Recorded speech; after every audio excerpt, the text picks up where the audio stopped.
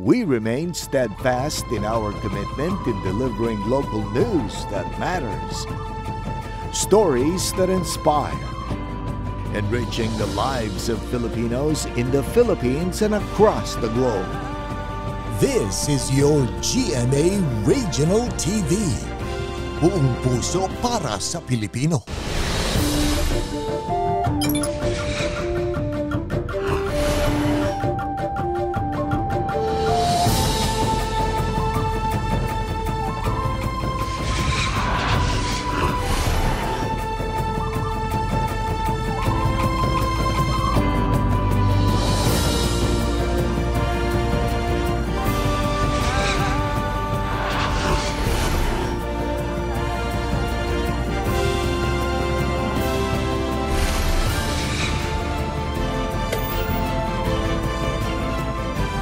Ito ang GMA Regional TV, Balitang Southern Tagalog. Magandang hapon mga kapuso. Narito na ang Balitang Southern Tagalog. Hatid namin ang mga pinakamalaki at pinakahuling balita sa Timog Katagalugan. Live mula rito sa GMA Batangas Station, ako po si Ace Medrano. Ako naman po si Ivy Saunar Gasang. Daing ng ilang tindera at mamimili sa Batangas City New Market ang nasa 3 pisong taas presyo sa kada kilo ng bigas. Dahilan naman ng taas presyo ang pagtaas ng farm gate price ng palay at kakulangan ng supply ayon sa Sinag. Para sa detalye, makakasama natin live si Denise Abante. Denise? Ivy, pasakit na raw para sa ilang tindera at mamimili ang patuloy na pagtaas ng presyo ng bigas. Hiling nila na kahit paano'y bumaba ito bago man lang sumapit ang buwan ng Disyembre. 7 kilong bigas lang daw muna ang binili ng 52 anyos na si Amelia ngayong araw. Pagkakasyahin na lang daw nila itong mag-anak hanggang sa susunod na linggo. Daing niya ngayon ang patuloy na pagtaas ng presyo nito. Ay ang pagsasaing ay konti-konti dahil nang kailangan rin pagkasyahin ng mga 5 araw. Dahil lang ay susunod natin na hindi natin alam kung ano. Ay ang papalang anak, tatricycle. Ay kamahal, kailangan naman kami ay magkameron ng kaunting blessing. Yan nila, ni Lord. Yun na lang lagi naman ang hiling. Sa ngayon, aabot na sa piso hanggang 3 piso ang itinaas sa presyo sa kada kilo ng ibinebentang bigas ni Argel. Panibagong pasakit na naman daw para sa kanilang mga tindero at mamimili ang halos araw-araw ng pagtaas ng presyo nito. Kawawa po yung mahihirap dahil hindi sila makakabili ng ano. Dati, porsako. Ngayon, kilo-kilo na lang po. Nakakaawa yung mga tao. May bibigay ka pong mura, pangit na po yung bigas. Ay matumal po. Ikot po ang tao, naghahanap po sila ng mura. Nauna nang sinabi ng Samahang Industriya ng Agrikultura na ang pagtaas ng presyo ng bigas ay dahil sa mataas na farm gate price ng palay at ang mataas na delivery rate sa Metro Manila. Ang deliver sa Manila is 48 pesos. Yun ang deliver na sa Metro Manila na presyo sa bigas. Yung farm gate nasa 30 pesos, ang retail nasa 52 to 54 pesos. Bukod sa mga mamimili, dumadaing na rin sa patuloy na pagtaas ng presyo ng bigas ang tumatayong presidente ng bigasan sa Batangas City New Market na si Cynthia. Paulit-ulit na lamang daw ang pagpapaliwanag niya sa kanyang mga suki kung bakit mataas ang presyo ng nabibiling bigas. Mataas po ang kuha namin sa supplier. Kung nanonood po kayo ng TV, alam nyo yung nangyayari sa ating pagtaas. Customer complaint, sunod yung ating budget sa supplier, lumalaki yung ano natin. Ayon sa Sinag, wala pa raw pagbaba ng presyo ng bigas ngayong Disyembre kaya ang payo nila sa mga consumer. Mataas kasi world market, kaya yung presyo hindi bababa. Siguro mas advance bumili na sila kasi by December tataas pa yan. Ivy, ayon sa pamunuan ng Sinag, posibleng sa susunod na taon pa bumaba ang presyo ng bigas, partikular na sa buwan ng Pebrero kung kailan buwan ng anihan. Balik sa iyo, Ivy. Maraming salamat, Denise Abante. Nasa 50 hanggang 60% ng tapos ang ginagawang flyover sa Batangas City. Hindi rin umano atrasado ang proyekto ayon sa kontraktor. Ang detalye sa report ni Paul Hernandez. Ang tukod na traffic ang karaniwan umanong penitensya ng ilang motorista sa rotonda ng Barangay Balagta sa Batangas City. Mas ramdam ang bigat ng daloy ng trapiko lalo tuwing rush hour sa umaga at hapon. Libu-libong sasakyan ang dumaraan sa intersection ayon sa Transportation Development and Regulatory Office o TDRO kada araw. Yung bang nitong area ng Balagtas, lahat ng paikot dito, ibig sabihin ng circle, ginagawa naming moving lahat upang ang mga sasakyan hindi masyadong mapending na matagal. Sa bahagi papuntang Diversion at Batangas Port, single lane lang ang pinagagamit kaya madalas nag-eembudo ang traffic. Binabakbak kasi ang kalsada na kasama sa ongoing project ng itinatayong flyover. 2020 pa sinimula ng proyekto. Hanggang ngayon, ginagawa pa rin ito. Ayon sa kontraktor, hindi atrasado ang proyekto. Sa 2025 ang sinasabing target completion date ng proyekto. Project ng Balagtas po is a multi-year project. As of now, tapos na po namin yung 2020 project which is a 147 million. A 2021 project which is a 82 million. And as of now po, ang ongoing budget po namin is a 2022 budget worth 200 million. Nasa 50 hanggang 60% ng tapos ang flyover na may tig 120 meters na haba ang parehong daan. Ayon sa kontraktor, ang kasalukuyang road widening works ay paghahanda na sa bubuuing rampa sa dulo ng flyover. Pagpasensyahan na lang din po kasi may mga times din po na kailangan namin siya mag-proceed sa activity kahit medyo traffic para lang po makaproceed kami sa activity.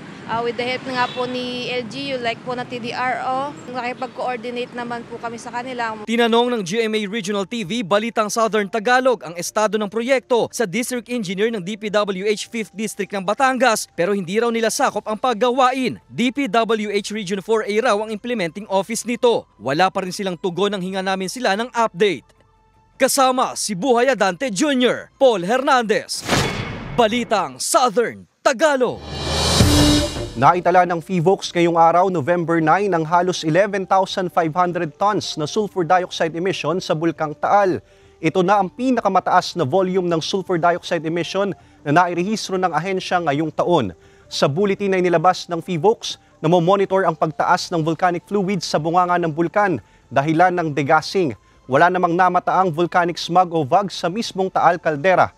Dagdag ng PHIVOLCS, kung patuloy na magiging mahina ang hangin at hindi agad madidisperse ang sulfur dioxide, sakalang mabubuo ang VOG na magdudulot ng iritasyon sa mata at pangangati ng lalamunan. Abiso ng ahensya na magsuot ng face mask sakaling makalanghap ng VOG. Hindi naman kailangan mag-panic. Again, maganda lang sila. Dapat may face mask sila palagi. N95 ready.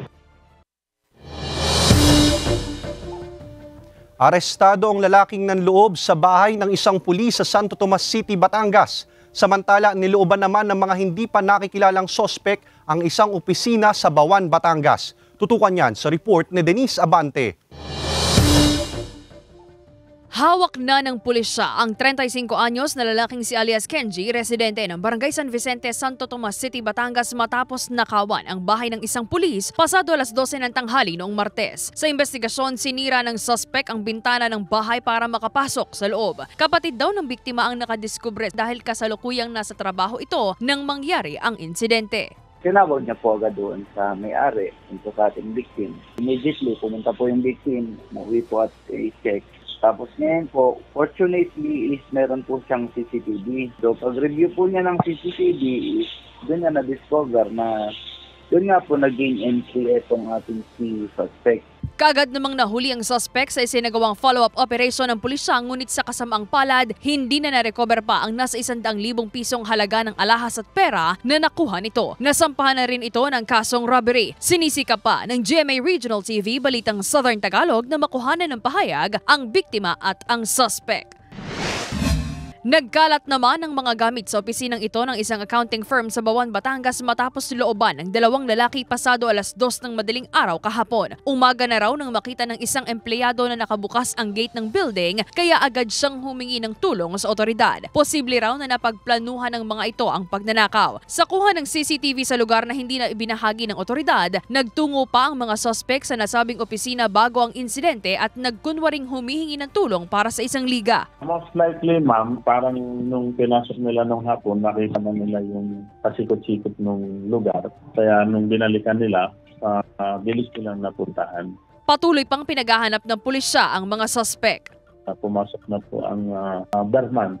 Vigilant lang tayo. Tayo naman po sa kapulisan, hindi naman po tayo magpapabayaan na mag-ikot. dito sa ating AOR ng pagbabantay. 24 hours na nagbabantay. Alang, may mga isolated cases na tayo inalulusutan din. We are adjusting our deployment plan nang hindi po tayo mapattern din.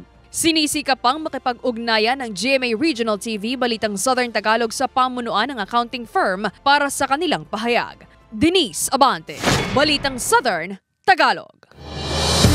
Matagumpay na isinagawa ang 4th Quarter National Simultaneous Earthquake Drill ngayong araw, November 9. Hinihikayat din ng OCD Calabarzon ang komunidad na magkusa sa pagsasagawa ng earthquake drill. Narito ang report ni Paul Hernandez. Isa-isang inilabas mula sa classroom ang mga duguan at sugatang estudyanteng yan sa Tingga Itaas Elementary School sa Batangas City kaninang umaga. Nang yanigin ang lugar ng isang malakas na lindol. Ang mga tagpong yan, bahagi lamang ng National Simultaneous Earthquake Drill ngayong last quarter ng taon. Kanya-kanyang pagliligtas rin sa sarili ang ginawa ng mga empleyado sa isang kumpanya sa San Jose, Batangas. Lahat ginawa ang duck cover and hold. Kahit mga miyembro ng Batangas Police Provincial Office o BPPO naglabasan ng gusali sa kadumiretso sa open field. Mahalaga para sa kanilang mailigtas ang sarili bago makapagsagipa ng ibang buhay. We acknowledge their participation to this drill, considering po that we are employing here the whole of society and at the same time whole of government approach. Bahagi ang lahat ng ginawang aktibidad na ito bilang paghahanda sa pinangangambahang pagtama ng The Big One. Ito na ang huling simultaneous earthquake drill ngayong 2023. Pero payo ng Office of Civil Defense o OCD Calabarzon, pwedeng magsagawa ng drill anumang araw basta't may koordinasyon sa otoridad. Not just earthquake drill but also yung mga other type of drill like the fire drill, tsunami drill, etc. So it should be coordinated to our concerned agencies. Bagamat walang anumang naiulat na untoward incident sa ginanap na drill, patuloy na panawagan ng ahensya ang partisipasyon ng bawat isa sa pagsasagawa ng aktibidad. Paul Hernandez, Balitang Southern Tagalog. Good news mga kapuso, naghahanap ang Kapuso Network ng Master Control and BTR Automation Engineer, TV Transmitter Technician, Electromechanical Engineer, Satellite Systems Engineer, Junior Media Asset Management System Support Engineer, at iba pa na makikita sa inyong TV screen. Para sa kumpletong detalye at sa mga nais mag-apply, bisitahin ang careers.gmanetwork.com.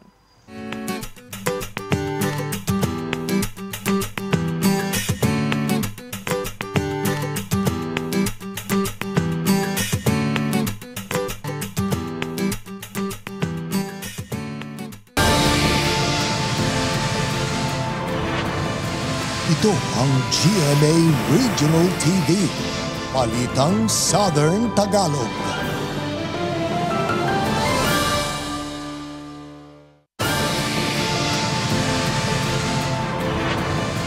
Ito ang GMA Regional TV, Balitang Southern Tagalog. Patayan 2 katao na patawid sa kalsada matapos mabangga at magulungan ng pickup truck sa Santa Cruz, Laguna. Tutukan yan sa report ni Denise Abante.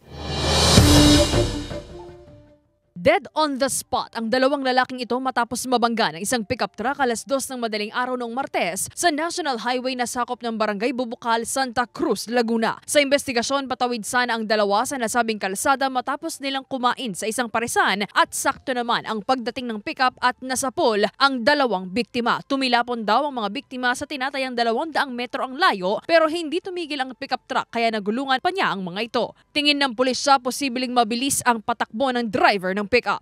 Probably speeding and hindi niya napansin. Kasi sabi niya rin sa amin na accident daw talaga, hindi niya napansin. Akala niya aso daw yung nabangga niya. So talagang possible accident. Dinala na rin kaagad ang mga labi ng biktima sa punerarya at nakuha na rin ng kani-kanyang pamilya. Nasa kustodiya na ngayon ng Santa Cruz, Laguna PNP ang driver ng pickup na nahaharap sa kaukulang kaso. Sinisika pa ng GMA Regional TV Balitang Southern Tagalog na makuhanan ng pahayag ang driver ng pickup at ang kaanak ng mga biktima. Paalala naman ng pulisya sa mga motorista, hanggat maaari, iwasan tumakbo na mabibilis kasi may mga pedestrian dun sa mga busy highway natin.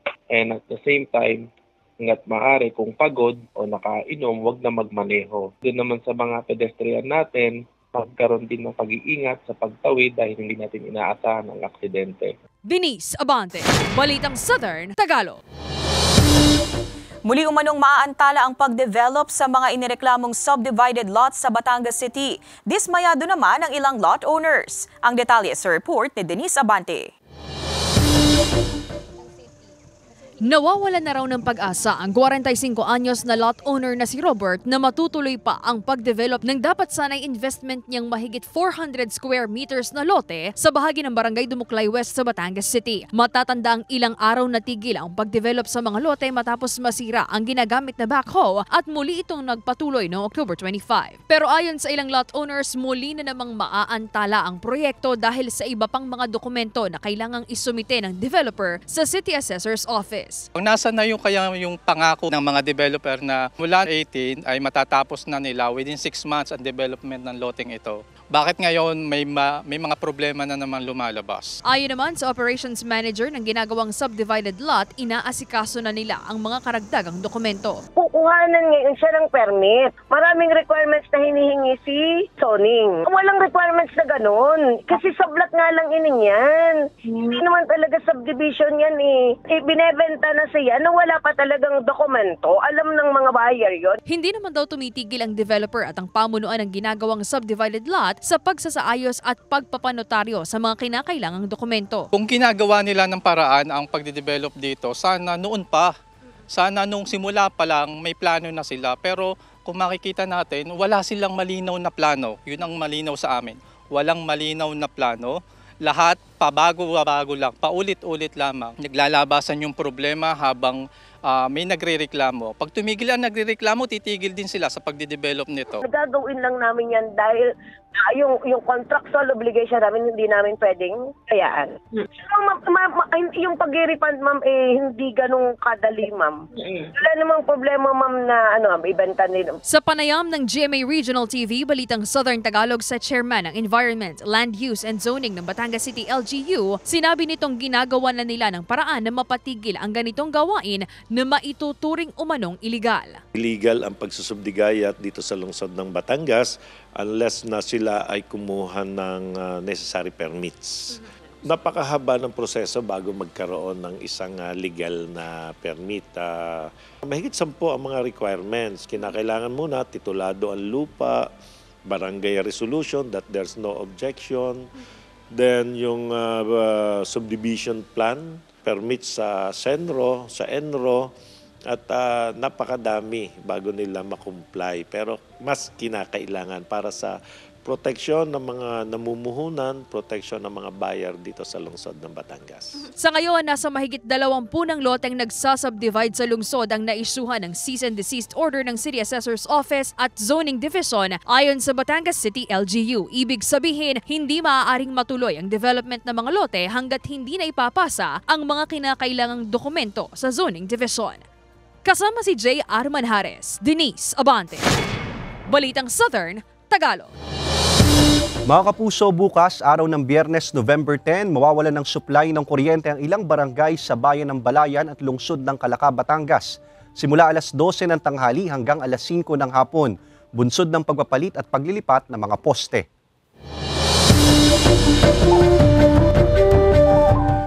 Ibinida ni Sparkle artist David Licauco ang kanyang basketball skills sa social media. Samantala, excited na sina Carla Abellana at Beauty Gonzales sa nalalapit na pagsisimula ng Stolen Life sa November 13.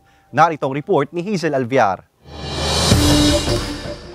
Hindi lang sa pag-arte hinahangaan ng pambansang Ginoo David Licauco dahil ang uploaded video niyang ito sa social media habang naglalaro ng basketball, umaani rin ng positibong reaksyon. Hindi lang kanyang followers ang napawaw dahil maging ang mga kapwa niya Sparkle Star ay hinahangaan rin ng kanyang basketball skills.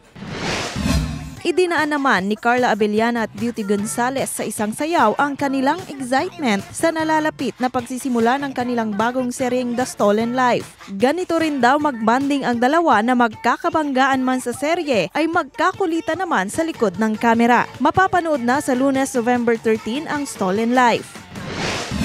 Samantala, dahil sa malagim na sinapit ng kanyang pamilya, maniningil na ng hustisya si Elias. Ano kaya ang magiging papel ni Mariano, ang karakter ni Philip Salvador sa buhay ni Elias? Ang mga maaksyong eksena sa Black Rider abangan pagkatapos ng 24 oras. Hazel Alviar, Balitang Southern Tagalog. Pinailawan na ang Fiesta Carnival at makukulay na Christmas decor sa plaza ng Calamba City, Laguna. Dagdag atraksyon sa lugar ang 70 feet na Christmas tree na gawa sa recyclable materials. Tungayan yan sa report ni Paul Hernandez. Hitik sa mga sparkling outdoor Christmas installation ang Jose Rizal Plaza sa Calamba City sa Laguna sa pagbubukas ng kanilang Christmas display. May giant lanterns, tunnel of lights at Fiesta Carnival na pwedeng pasyalan ng mga bata at matatanda kung hanap ang chill at thrill rides. Aside from that, marami po ditong mga souvenir items at may mga maliliit din po na tiyangge sa loob. So, ma-enjoy po yan. Pinakaagaw pansin ang centerpiece na Christmas tree na may taas na 70 talampakan. Ayon sa LGU, reusable ang mga ginamit na materyales sa pagbuo ng kanilang Christmas tree. Kumikinang din ang mismong City Hall na binihisan ng makukulay na LED lights. Yung blessings na natatanggap ng mga Calambeño, hindi lang po yung material blessings, also yung spiritual, good health, and yung talagang in the context of a family. At kahit ang lumang plaza ng Calamba may sariling gayak, hindi problema ang gutom sa pamamasyal dahil kabi-kabila ang food stall sa plaza. Gabi-gabing masusulit ang Christmas display hanggang sa Enero. Paul Hernandez, Balitang Southern Tagalog. Mga kapuso, maging bahagi ng nangungunang TV and radio network sa bansa.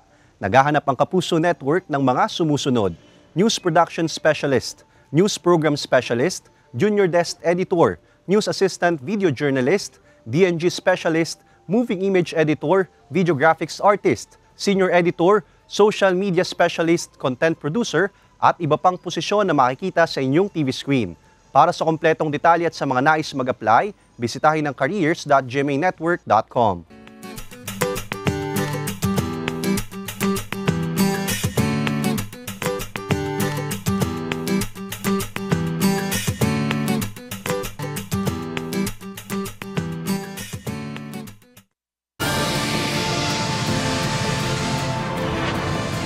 Ito ang GMA Regional TV, Balitang Southern Tagalog.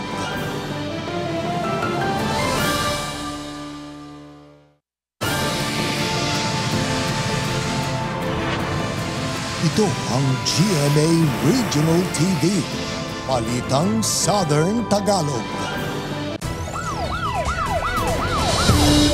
Nasamsam ng pinagsanib-puwersang operatiba ng Regional at Provincial Drug Enforcement Unit at Dasmariñas City Police Station ang mahigit 1 milyong pisong halaga ng hinihinalang shabu sa isang high-value individual kaninang madaling araw. Arestado ang babaeng suspect na si alias Jerwin, 35 anyos, residente ng Sampaloc 4, Dasmariñas City, nakabilang sa drugs watchlist ng Cavite Police Provincial Office. Nakumpiska ng otoridad ang 2 plastic bag na naglalaman ng hinihinalang shabu na nagkakahalaga ng 690,000 pesos at 345,000 pesos at budal money. Sasampahan ng kasong paglabag sa Section 5 at 11 ng Republic Act 9165 o Comprehensive Dangerous Drugs Act ang suspect.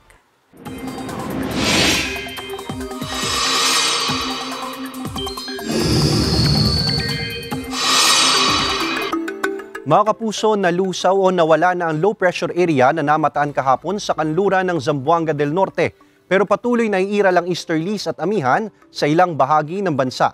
Ang easterlies ay mainit at malinsangang hangin na nagmumula sa dagat Pasipiko, habang ang amihan ay malamig at tuyong hangin mula naman sa Siberia o China. Bukod sa dalawang weather systems, posible rin ang localized thunderstorms. Base sa datos ng Metro Weather, ilang bahagi lang ng Mindoro provinces at Palawan ang posibleng ulanin.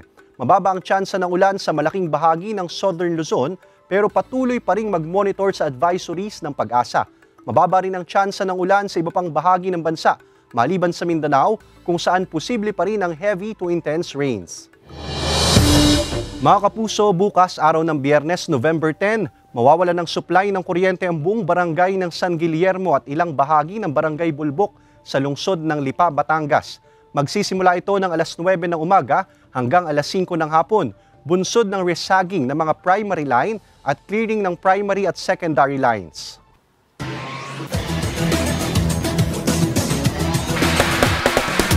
Pinatumba ng Mapua Cardinals ang EAC General sa NCAA Season 99 sa score na 83-77. Narito ang report.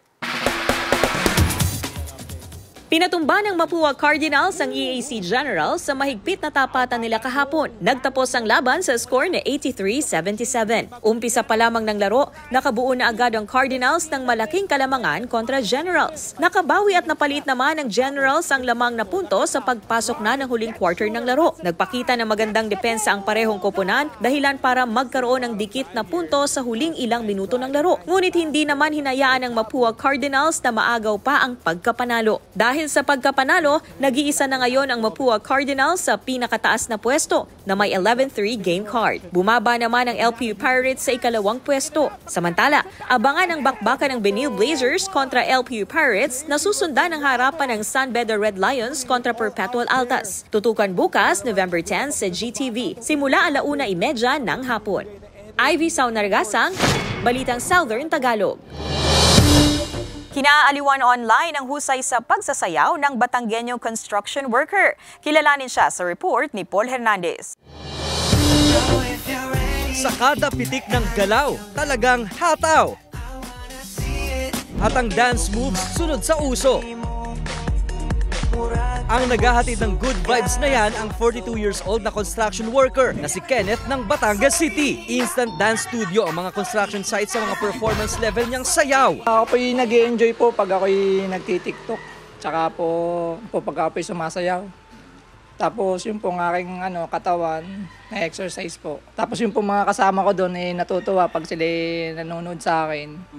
Na minsan po nasama. O sa mga nagtataas ng kilay, ginagawa lang daw niya ang pagsasayaw at pag-video tuwing break sa trabaho. Ang videos niya online patuloy na humahakot ng views. Pampawi raw ng pagod ang libangang ito ni Kenneth. Yung trabaho po namin yung napaka-delikado kasi po scaffolder.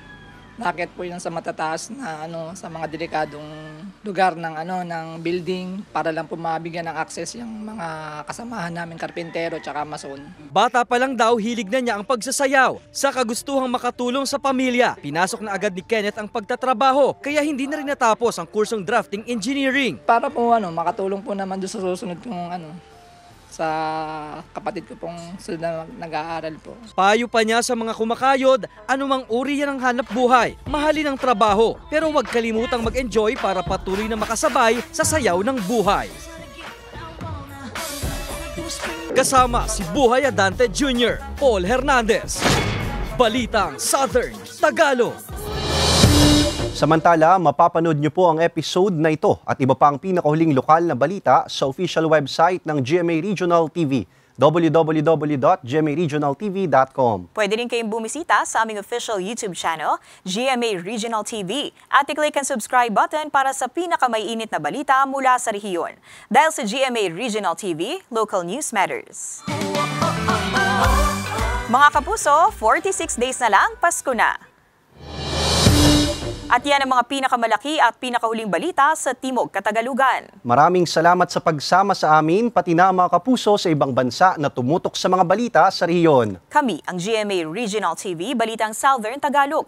Buong puwersa para sa mas malaking misyon at mas malawak na paglilingkod sa bayan.